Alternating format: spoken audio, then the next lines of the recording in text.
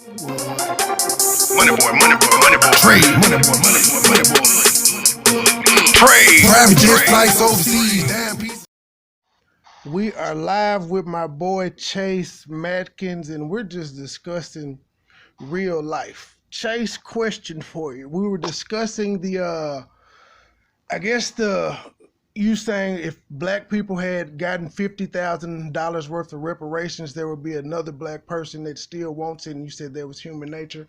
And I guess the question I have is like, we'll have people go to Hollywood Hills to rob Pop Smoke. We'll have black people go and do that. You don't really hear that going on with Miley Cyrus or Justin Bieber or anything like that. So I guess I'm asking is it more of our mindset or are we not hearing about the stories where poor white people are running up on rich white people robbing them? Again, it's a matter of segregation. Like so the greatest form of racism or institutional racism that exists in America has nothing to do necessarily with personal attitudes. It's in the housing market. It's in housing discrimination. It's through what's called de facto segregation. So once again, I'll give you an example, and this is a roundabout way of answering your question, but I hope you can understand the metaphor in this. So imagine if you own the McDonald's and you built, I live in South Memphis, right? Oh, they call it Soulsville now. That's the gentrified name for it. So I live in Soulsville. It's beautiful. So imagine, It's beautiful now because of gentrification. Go ahead. Okay, sure. So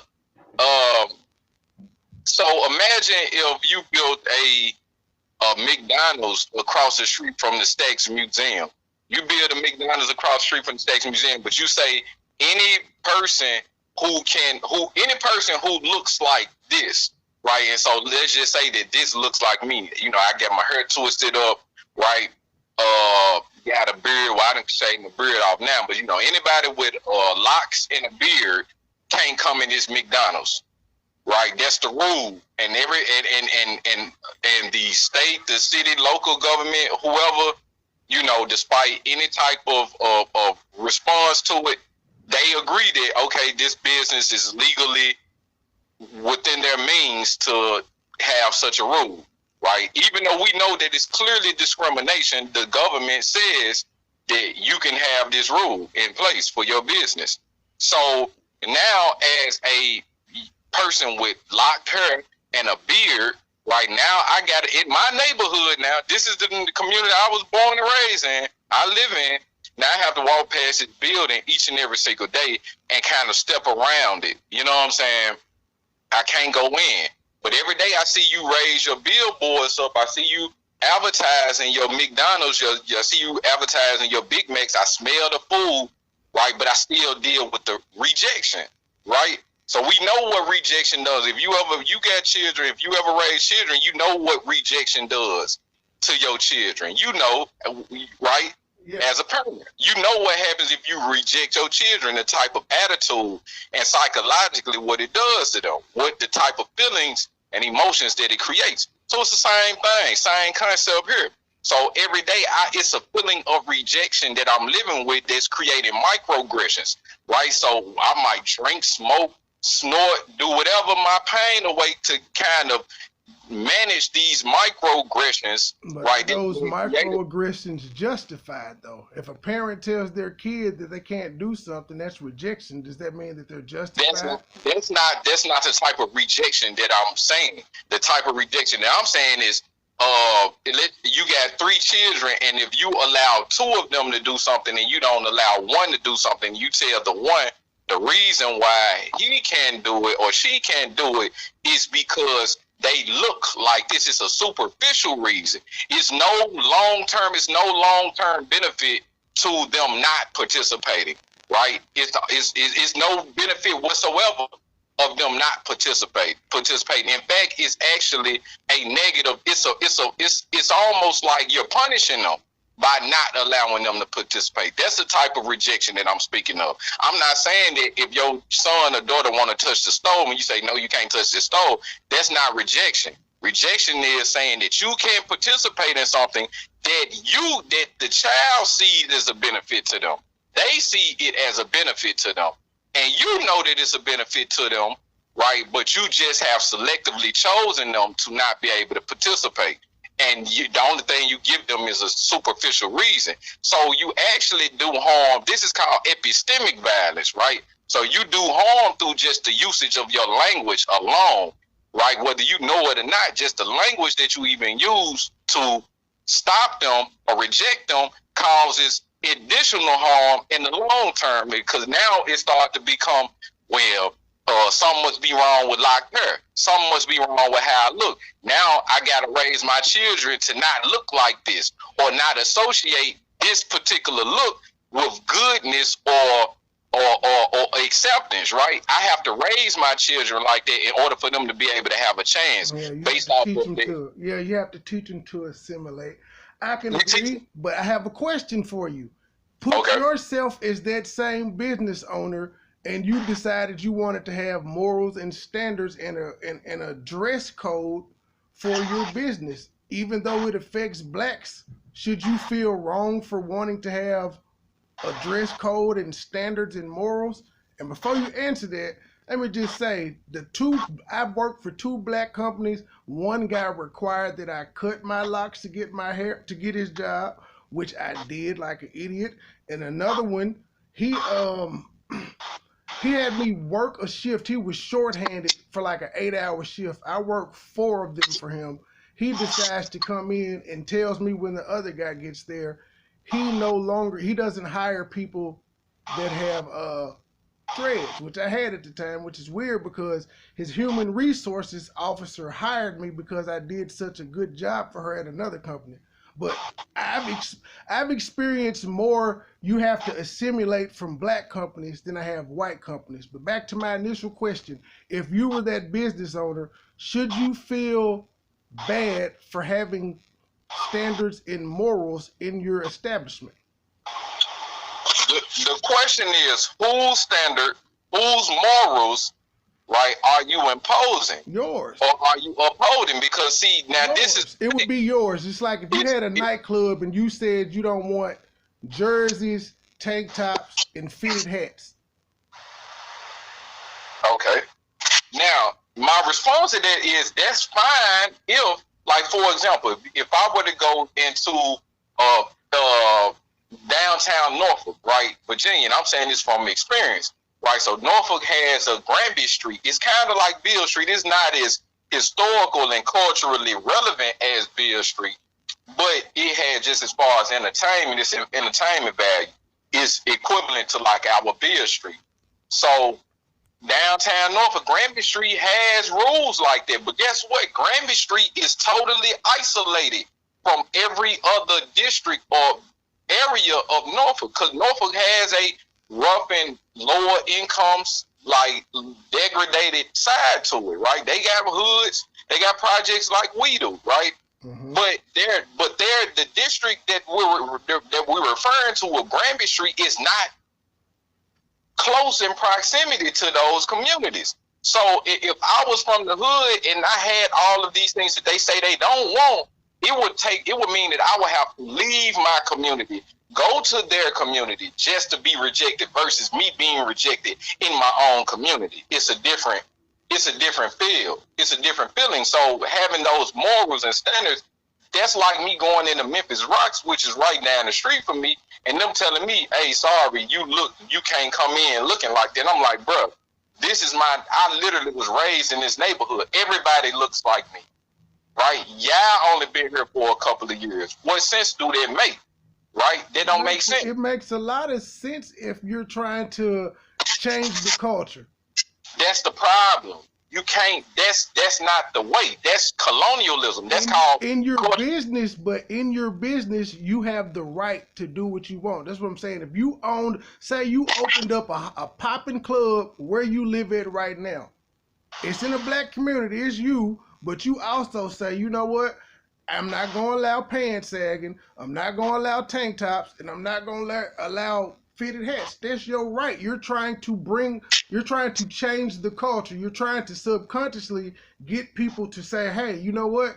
You can have a good time without looking like this, because we know that when you look kind of a certain way, you bring a certain element, and those elements and those areas are typically problematic. If you compare a white strip club to a black strip club, which one has shootouts more?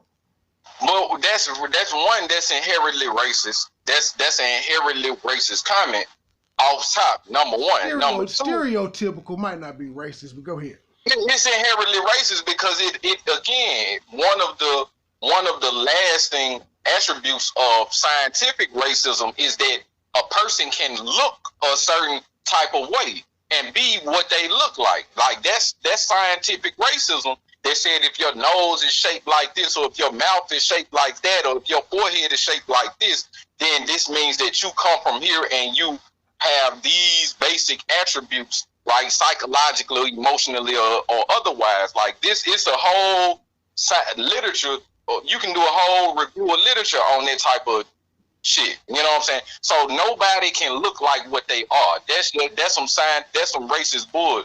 I'll say it's stereotypical. It's stereotypical, but I want to get to this though. You had said, because you said subconsciously, which I think is false. Like, so you can't subconsciously do something consciously. That don't make sense. It's either conscious or subconscious. It's a conscious decision to you, but subconsciously to everybody else, it's overt. It's overt to everyone else. It's overt that, okay, he don't want us here. It ain't you. It's not like you want a bullhorn every day saying, I don't want y'all to look like this because, or whatever. Then, you know what I'm saying? It's, if you, for example, I'll give you an example. The last time I went to DC last year, I went into a mall in Arlington City, or in Crystal City, Arlington, Virginia, and in that mall they had a plus size model show. That shit was slamming, nigga. I'm talking about, bruh, this shit was, woo-wee. You talking about some beautiful women, man. You talking about some fine, voluptuous, beautiful, well-dressed, I'm talking about all of the stuff, bro. All the stuff that we say we want to see. And guess what? Ain't on any of the promotional items that I saw did they have to tell people how to show up. Right? So they nowhere did it say this ain't allowed, that ain't allowed. It said nothing, none of that. People knew how to show up just based off of the images that they were given to go by. So if you don't, they didn't give a dress. That's what I'm saying. They didn't give a dress code. I said the images. Okay. I didn't say the dress code. I didn't say it. Huh? I said I got you. Yeah, just off of the imagery that they were given and the language that was used, they knew what it meant. See, what happens is far too often we pretend as though black people are incapable of understanding certain stuff. So we try to find ways to say things in different ways, and what we really end up doing is making it worse, because now you're just being offensive. You're just outright insulting me. You know what I'm saying? And because I have a strike against me based on the colors, so-called color of my skin, which ain't even black, is brown, but based off of this stereotype, I have to now. The responsibility is on me to control my reactions and my responses to your insulting me, because I know that I'm gonna automatically be treated like the animal in this situation if the police get involved, right? Or if you feel threatened, however they may. I've had people tell me they feel threatened. I've never, you know me. I don't raise my voice. I can get really loud. I mean, really, really, really loud. And I never raise my voice. But the fact that I even can, if I just even express my disliking for something, or my disliking for how someone may have approached me or handled me in the conversation, right? That could be taken, it's all subjective at the end of the day when we say what's a threat or what is threatening, right? It's at the end of the day, but yet and still we know that the law and law enforcement have these implicitly biased behaviors or ways of thinking that tells them when they show up and they see a guy with dreads and a beard, you know what I'm saying, that you're You know what I'm saying? You're problematic. You just look problematic. Do you think that's prevalent among all cops or just white cops? Based off of the data, there's data. I don't know what the data suggests about all cops, but the database suggested by about white cops, in particular middle-aged white cops, is that they are inherently biased. They are implicitly biased. This data is neuroscientific data on it. You know what I'm saying? And in fact, one of the facilitators of this particular study, or key people in this particular study, his name is Kimberly Papillon, and she deals with like the psychology of implicit biases, or the neuroscience behind implicit bias. So yeah, it's definitely a white male, middle-aged white male issue. That's not even anybody that try to debate that is they just dead ass wrong, and the truth ain't them. Have you seen Boys in the Hood? I have. Remember that scene where the black police officer pulled Trey over and put the gun to his head and said, "I hate you niggas"? Have you never encountered a cop like that? Because I have, and they've all been black. I have, but I think that that's more of a metaphor than an actual a standard. Like, that's not a standard in the black community. It happens. I have encountered it. You from South Memphis, I'm from North Memphis. We've both had it happen. It sounds like a standard to me. It's not a standard. It's a metaphor. It's a metaphor for a ideal. Like, it's an ideal that comes through by way of the Willie Lynch, right? We all heard of the Willie Lynch. Whether it's a real story or not, we know that it represents an ideal that has permeated generations and generations and generations of people of so-called color in America. You know what I say about Willie Lynch? I say Willie Lynch is the song that doesn't end, and I say the Willie Lynch effect has to only be 50% effective, because there are so many people out here like you and I that were subjugated to the same Willie Lynch rule, yet we made it out and we don't behave in the way that Willie Lynch laid out. So it's not really as effective as we give credit for if it's 50-50. Oh no, it's so I'm glad you said this. So you got industrial, and then you have what's lower than industrial? Like, regular, I guess, just for lack of better term. Just the workers, it's not even field hand producers. Right, there you go. Right.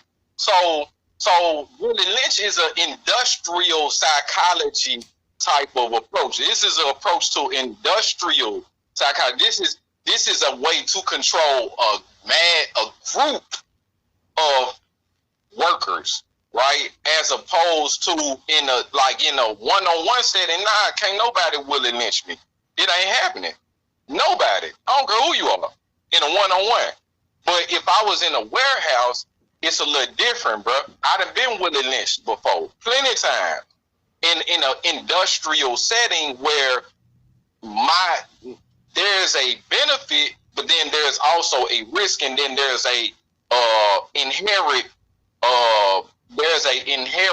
damage, or how do you say inherent, what they call it when you go to court and they assess your fines or your damages, and it starts with an I. Inherent, I was gonna say inherent bias. I don't know. Well, it's a bias, but I'm saying but punitive. There's a certain level of punitive damage that I start with a P. I mean, there's a certain level of punitive damages that you take on automatically as a black man once you enter the workforce in a non-authoritative capacity, right? So if you come in as a subordinate, right? If you come in as a subordinate, then you're automatically usually routed to the nearest subordinator, right? The nearest authoritative. You know how it go, man. You know what I'm saying? Yeah, they put you under somebody with an iron fist. You're being heavily scrutinized. This is a common, reoccurring thing. Now, you can buck dance, and obviously there are ways that you can kind of minimize the suffering, But if you're somebody like yourself or like myself, just like, nah, I'm strictly here to do a job and that's it. That's it. I'm not doing no more, no less than what I'm required to do. Then they put you through the seasoning process, and if that don't work, then ultimately they conspire or they just outright let you go, right? But anytime you go into the workforce as a black man, you go through a seasoning process, and that's what the Willie Lynch speak to. It's a seasoning mix. It's an idea of how to season your workers or your slaves to be socially manageable, because you got to understand with our diversity, just in terms of our cultural background and our ethnic backgrounds, you know, if we wanted to confuse the colonizers or the oppressors, it would be nothing. It's easy. We have so much diversity. We could just lose them in language and translation alone. Imagine if we started speaking Swahili tomorrow, right? Just off of that alone would be enough to revolutionize how we communicate, how we exist, how we show up for each other, all of that, right? It's a lot difficult when we're using English, though, and English being a language, a bastard language in itself, right? So not many of us are going to master it just by virtue of it. You know what I'm saying? Of what it being what it is. It's not even a pure language in it of itself. The common white person, so-called white person, hadn't even mastered the English, because if you go to, I'd have been to the UK. You go to the UK, they speak an entirely different English. Yeah. But you do have to admit, though, English kicks American blacks' ass. But it's the same way that English kicks all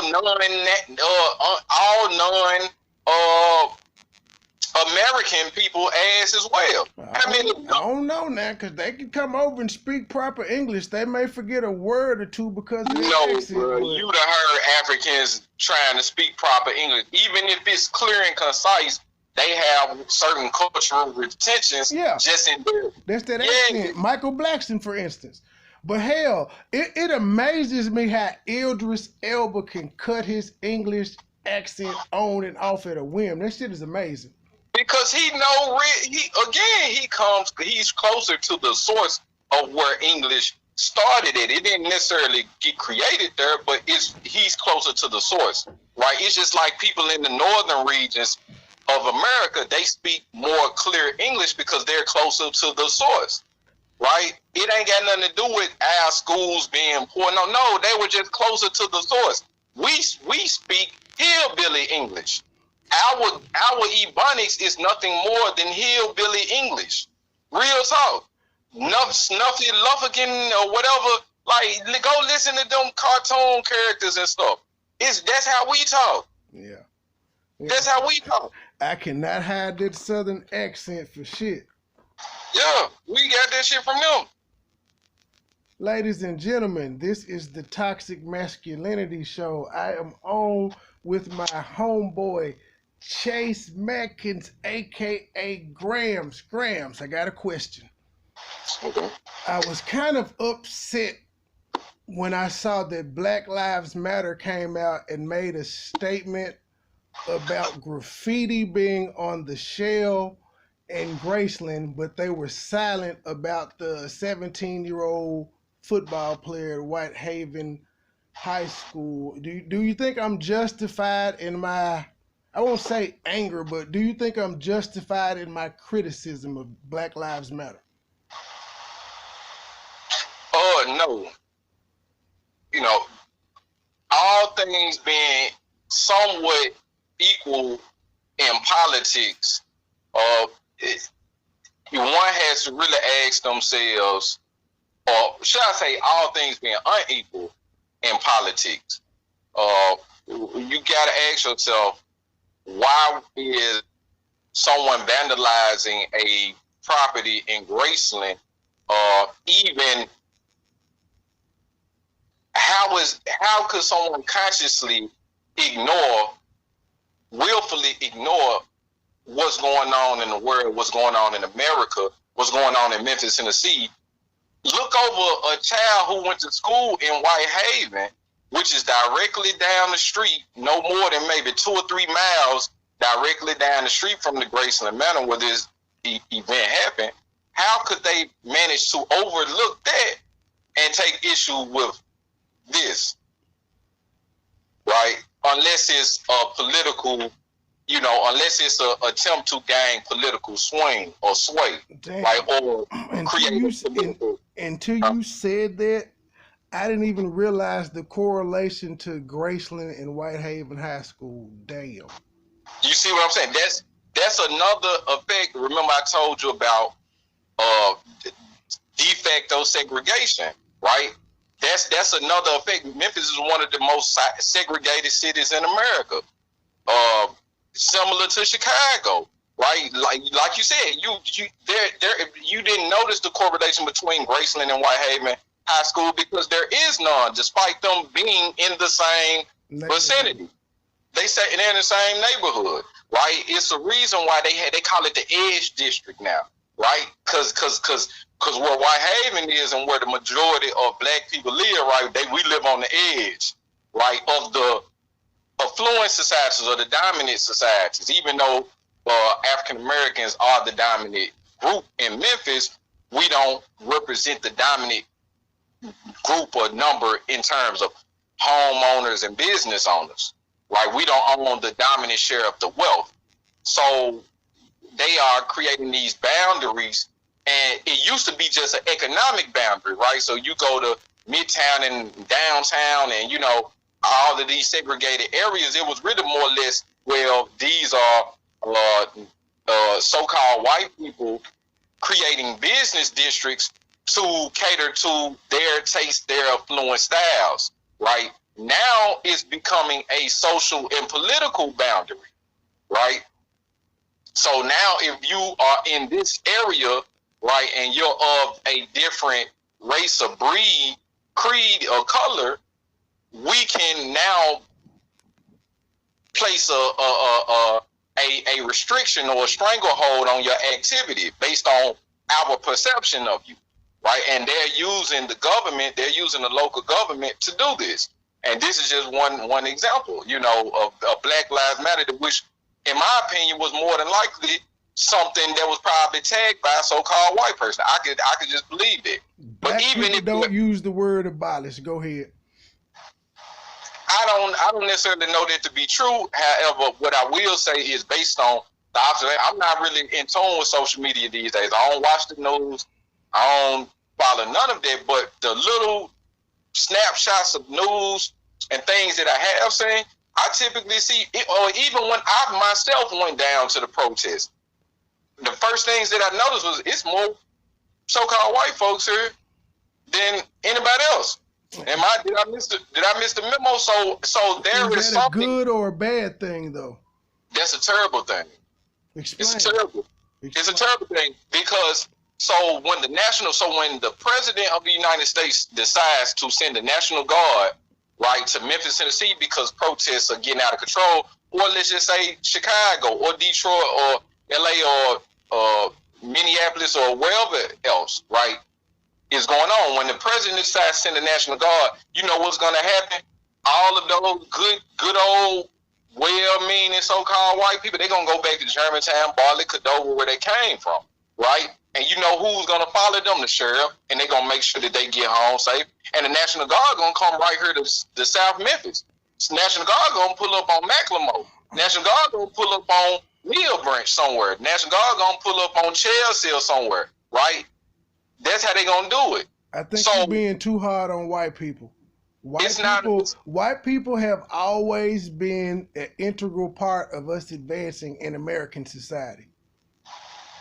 Those same people that you're saying could go home, yes, they may go home, but their aunt may be the governor of Tennessee, or their uncle may be the governor of Tennessee, who saw they were out there with black people and might want to listen to them, because the optics of it looks like it's a good thing. I can understand where you're coming from saying it's bad, but the optics looks good. It looks like that the young generation is saying no more of this bullshit. We stand with you.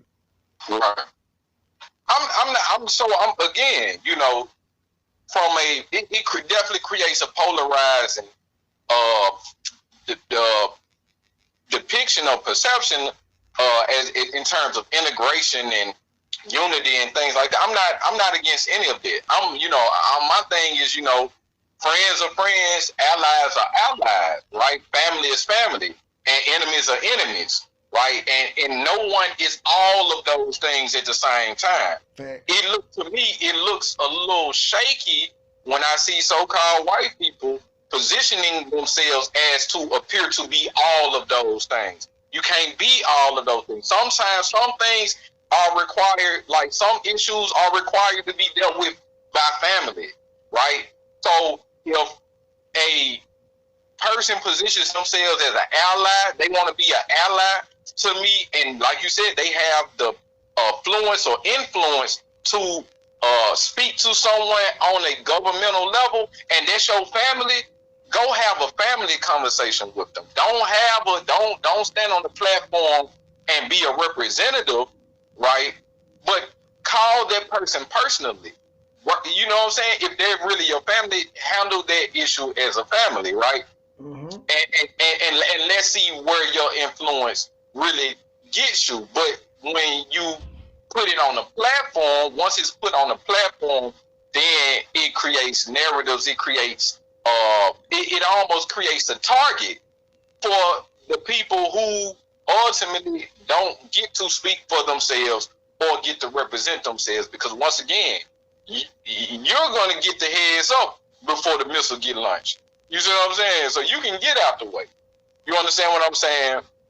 So all you really doing is creating a target for us to stand in essence. That's just my opinion. That's how I see it. Right? What's going on across the country with the riots and the protests and all of these things. Man, listen, at the end of the day, some things are inevitable.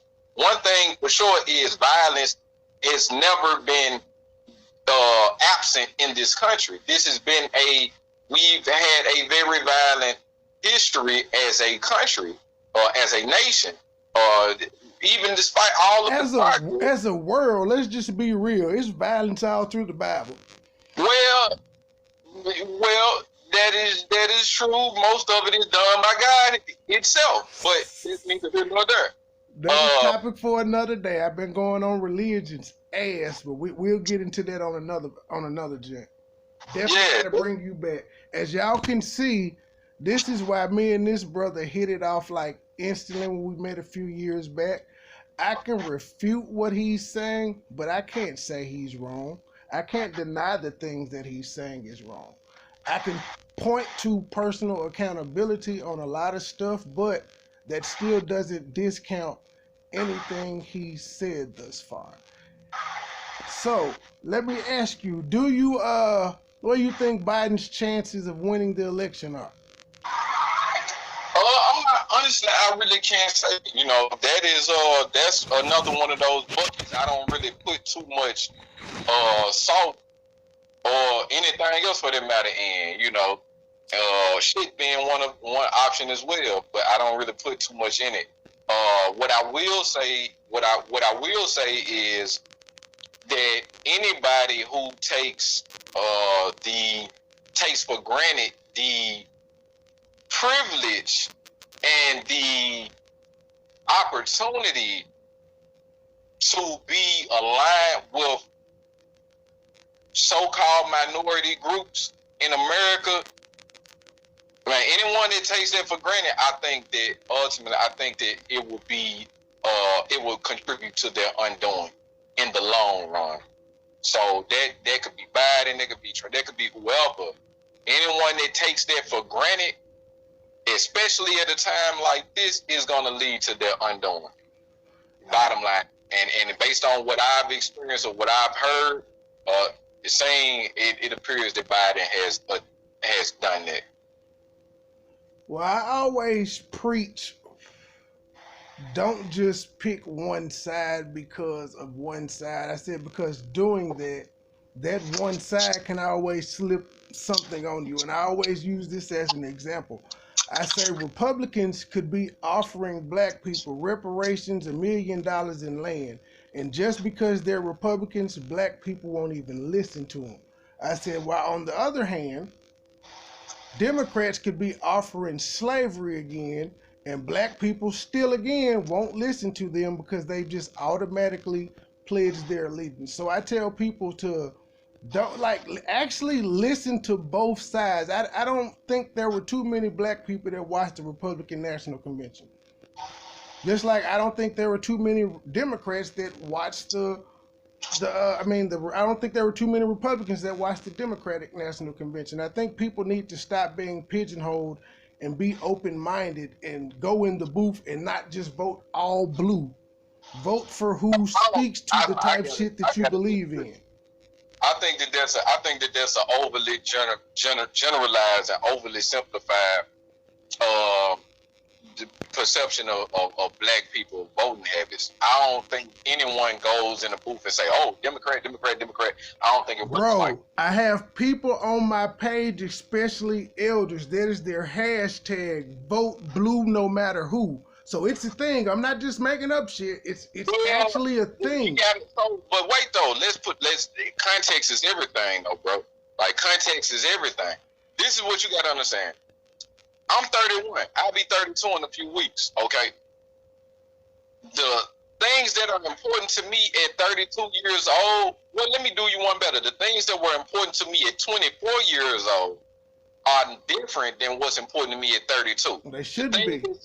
Well, hear me out. Just feel me. Listen, I'm agreeing. I'm saying they shouldn't be. If you're growing and evolving, you shouldn't be the same 10 years later. So someone in their 60s and 70s are they're thinking about Social Security, bruh. They know that Republicans have made a position to say Social Security ain't necessary because most of their constituency groups have affluence, have wealth. So they don't need the government, in their mind, the way they see, even though it's all based off of our contributions, voluntary contributions. Democrats feel that way too, so you're doing the same thing you accuse me of. Go ahead. Well, I don't know any Democrats that's working to abolish Social Security. So I'm just speaking based on the knowledge I have. What I'm saying is that people at the end of the day, they're going to vote their own personal interest. It's not many people. The push, the challenge should be for people to vote for the best interests of their neighbor. But what's been pushed for all of these years is how to vote, teaching us how to vote for the interests of ourselves. Explain that. Please explain that. Why should we vote for our neighbor? Because you're only any nation,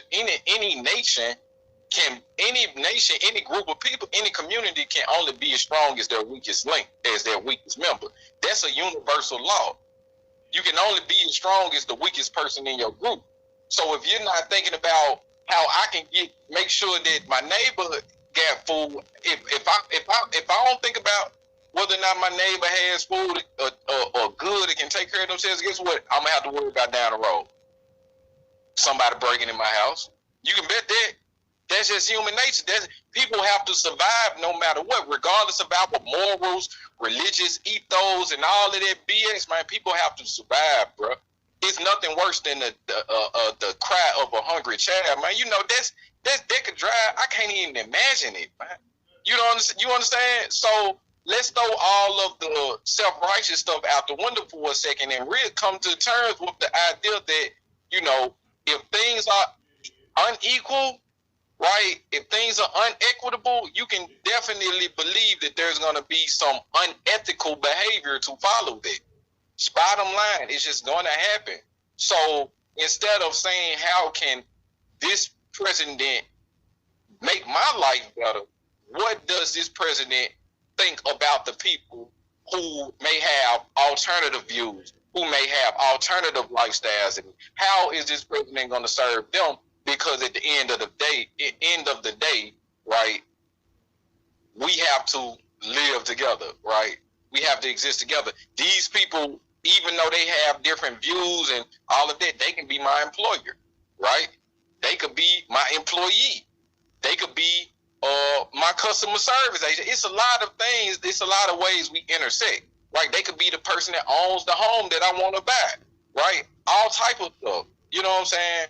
So interconnectivity is the future, but we can't get to that sense of wholesome feeling of interconnectivity because we're split on the lines of culture, right? So right now, cultural influence is the pervasive influence of the entire world right now. Countries are dividing based on cultural differences, right? We're seeing it right now. It's nothing more, nothing less. Cultural differences. Ain't because it's a shortage of money, they print money. It's not because it's a shortage of resources. Man, they got resources that they literally create hedge fund groups to predict the resources for the next 20, 30 years, right? So it's not a shortage of resources, it's just cultural differences. So when you look at a president or a group of people, whether they're involved in politics, social justice, or just got an opinion like yourself and myself, right? If they cannot hash out their own differences in terms of cultural supremacy, like if all they can really offer you is a sense of cultural identity, no more, no less, and it has to look like them, then that's just a repackaged form of imperialism. That's a repackaged form of colonialization. That's a repackaged form of racism and white supremacy at the end of the day, right? You have to decidedly accept people as they are, where they are, in a way that allows them to thrive with what's naturally available to them. Nobody should have to go to conform. Nobody should have to accept less. No one should have to, relinquish or release anything that is inherently tied to their identity, right? To be something in this country. And as long as you ask people to do that, there are going to be people who are going to say, well, I'm going to break the law. Fuck it. I'm just going to do what I want to do. That's it. That's all. I'm going to do what I want to do because I'm not going to conform on this, right? So, it sounds like a utopia, but that's what we need. Anything else is a lesser of the evils, and if you ever find yourself choosing between lesser of two evils, then you have become evil yourself. Facts. Ladies and gentlemen, this is the Toxic Masculinity Show. I'm here with my guy, Chase Mackins, a.k.a. Gramz. Y'all, please go follow all my social medias. Just type in MoneyBoy Tr3y, I'll pop up. Like, subscribe, and share on all of that. Gramz, question. What do you think about the job that Mayor Rout has been doing? Mayor who? Jim Rout. I mean Strickland, my bad. I said Rout. Damn. Jim Strickland. Honestly, I can't tell. So this is what I'll tell you. I don't really. I have a couple of experiences. One was directly, and one was indirect with the mayor's office. One, I was actually in the room with the mayor, and there were some things being asked for, and ultimately the mayor said no. Very heartbreaking because the very next day, a very good friend of mine. Well, hold up. You got to give some context. What did he say no to? Basically, he was presenting with an opportunity youth framework that would allow the city to work with a group of consultants and service providers, right, to help kind of create that interconnectivity that I was talking about as it relates to youth services. Because the city, the mayor's office has an office for youth services, but it's trash. It hasn't worked. We provided the data that showed not only that it doesn't work, but why it's not working and what they could do to correct it. Well, I agree. That is heartbreaking. Mayor Strickland, fuck you on behalf of Toxic Masculinity. Go ahead, Graham.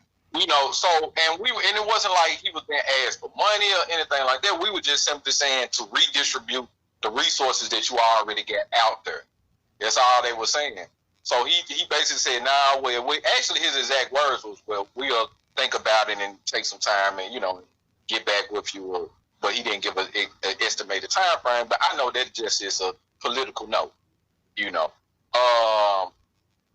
And so the second time was in the rec. I was working with a neighborhood association, and they sent somebody from the city's Department of Parks and Recs to do a survey. The problem I had with this was I was the youngest person in the room by like 30 years. Wow. You understand what I'm saying? So what influence or what importance is being placed, or is this just catering to get votes? Is this pandering, right? Because you got somebody that's working in parks and recs surveying people who probably ain't been to a park in eons, right? Surveying people who, man, it was some people, I'm gonna be real with you, it was some people in the room that had blighted property in the neighborhood that we was actually sitting in at that moment. Damn. They were owners of blighted property. They don't even come back to the hood. They don't even come back to their neighborhood, right? But you got somebody from the city parks, not to mention right down the street from us was a park over in Gaston.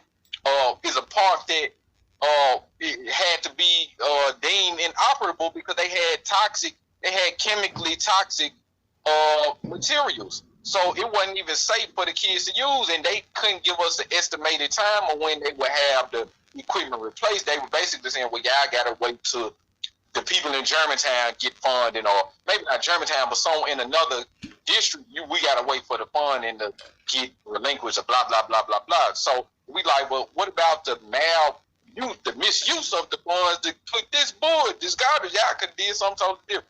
But my point is, there's a reactive. The mayor seems a bit reactive, not necessarily responsive to the needs of people in Memphis.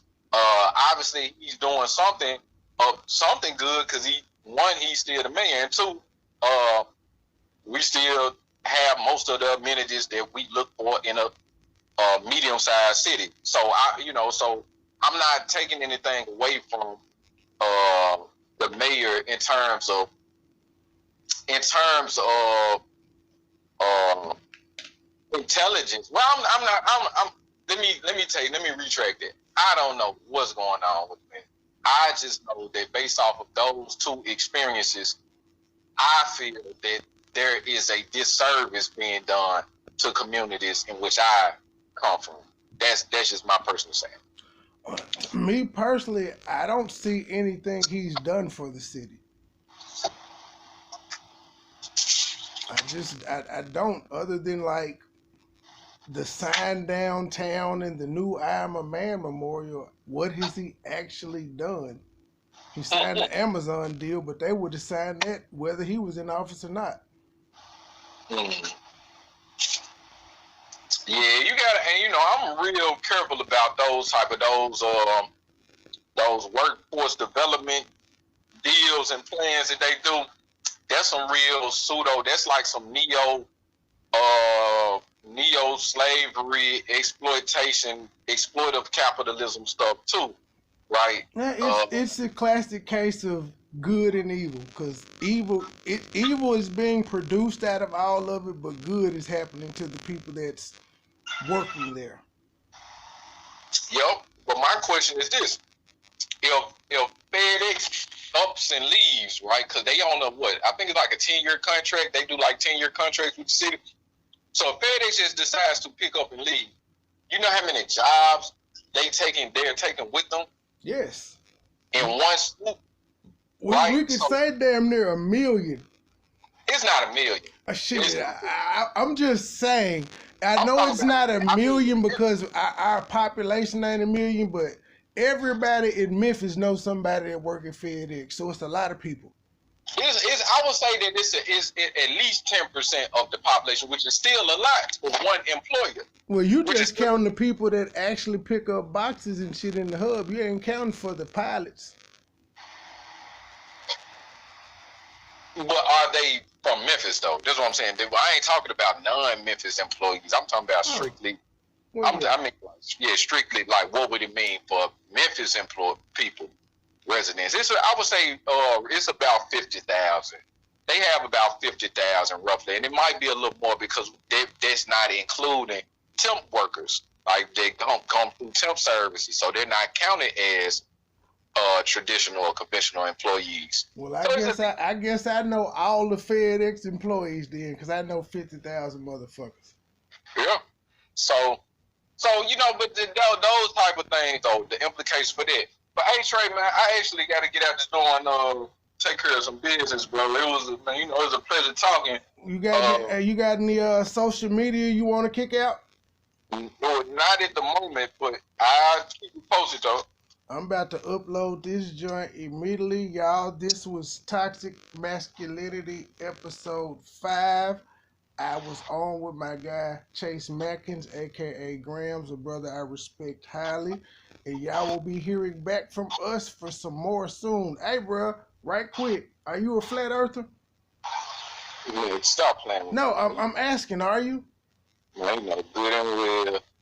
I'm looking for a flat earther because I'm into it, but I'm not knowledgeable on it. So I want to bring somebody on that's knowledgeable about it and just let them go with it. I've been trying to get up with Brother Sanchez. He hard in the motherfucker to catch up with.